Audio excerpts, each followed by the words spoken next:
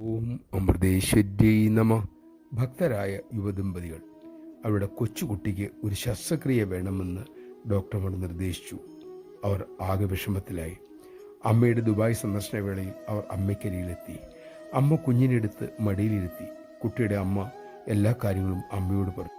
അമ്മ പുഞ്ചിരിയോടെ കുട്ടിയുടെ കഴുത്തിൽ തട്ടിക്കൊണ്ട് ചോദിച്ചു, ഇവനാണോ ശസ്ത്രക്രിയ? അതിനുശേഷം അവർ ദർശനം കഴിഞ്ഞു മടങ്ങി. പിറ്റേ ദിവസം ആശുപത്രിയിലെത്തി.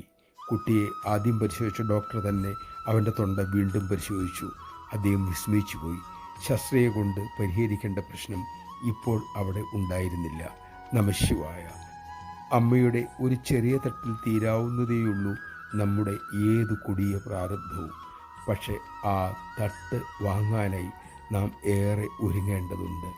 അമ്മ കാണിച്ച വഴിയിലൂടെ പോകേണ്ടതുണ്ട്. നമുക്കതിനാകട്ടെ.